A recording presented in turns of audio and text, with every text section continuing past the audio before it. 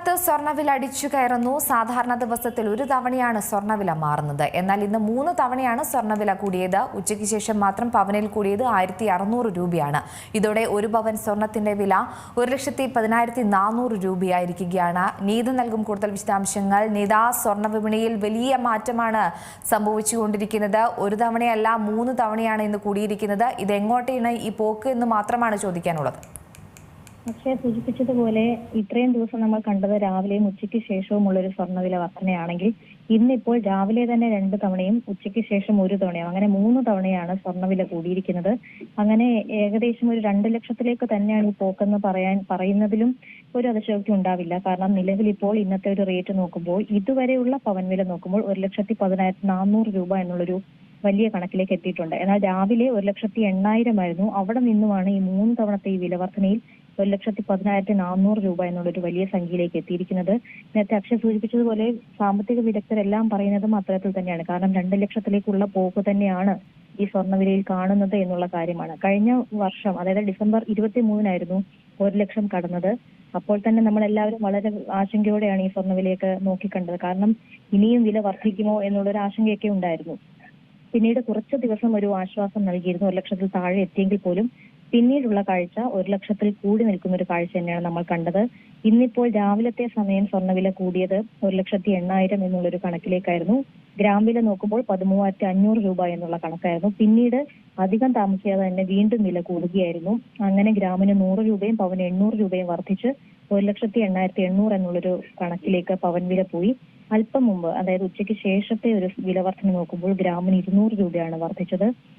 അതായത് ഇന്നിപ്പോൾ ഒരു ദിവസം നോക്കുമ്പോൾ പവന് 1,600 രൂപയാണ് ഈ ഉച്ചയ്ക്ക് ശേഷം മാത്രം കൂടിയത് എന്ന് പറയാൻ. അങ്ങനെ നോക്കുമ്പോൾ വില വർധന 1,10,400 രൂപ എന്നുള്ളൊരു വലിയ സംഖ്യയിലേക്ക് പവൻ വില പോയിട്ടുണ്ട്. ഗ്രാം വില നോക്കുമ്പോൾ 13,800 രൂപയിലും എത്തിയിട്ടുണ്ട്.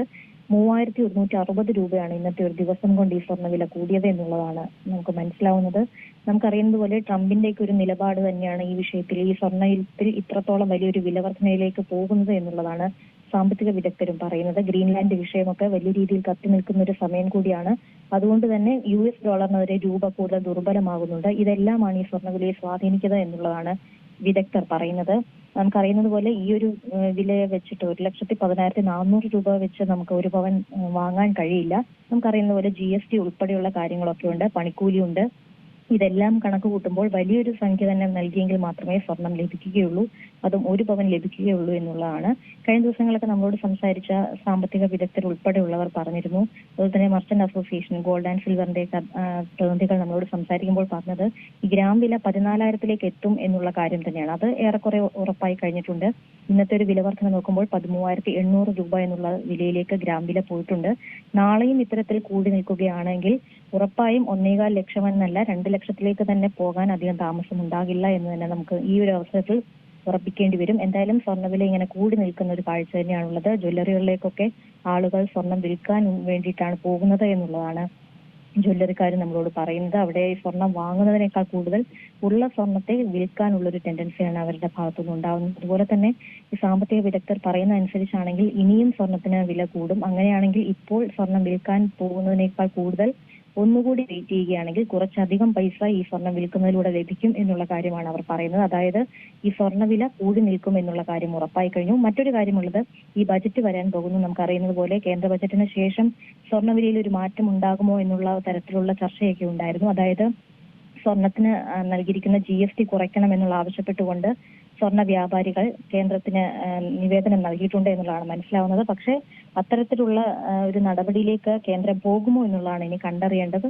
അങ്ങനെയാണെങ്കിൽ ഏതെങ്കിലും തരത്തിലുള്ള ഒരു GST ഒരു വില കുറവുണ്ടാവുകയാണെങ്കിൽ, GST ഒരു ചെറിയ കുറവ് വരികയാണെങ്കിൽ ഒരുപക്ഷെ സ്വർണത്തിന് വില കുറയാൻ സാധ്യതയുണ്ട് എന്നുള്ളത് മനസ്സിലാവുന്നുണ്ട്. പക്ഷേ അത്തരത്തിലുള്ള വലിയ പ്രതീക്ഷയൊന്നും നൽകണ്ട എന്നുള്ളത് തന്നെയാണ് വിദഗ്ധർ പറയുന്നത്. സ്വർണ്ണവില ഇനിയും കൂടി തന്നെ നിൽക്കും, അത് 2 ലക്ഷത്തിലേക്ക് എത്തും എന്നുള്ളത് തന്നെയാണ് വിദഗ്ധർ ഉറപ്പിച്ചു പറയുന്നത്. അക്ഷയ, നീതയാണ് വിശദാംശങ്ങൾ നൽകിയത്. സ്വർണ്ണവില എന്തായാലും കുതിച്ചു മുന്നേറുകയാണ്. ഓരോ ദിവസവും ഒരു തവണയൊക്കെ ആണെങ്കിൽ ഇന്ന് 3 തവണയായിട്ടാണ് സ്വർണ്ണവില ഉയർന്നിരിക്കുന്നത്. ചരിത്രത്തിൽ ആദ്യമായാണ് ഇത്തരത്തിലൊരു കുതിപ്പ് രേഖപ്പെടുത്തുന്നത്.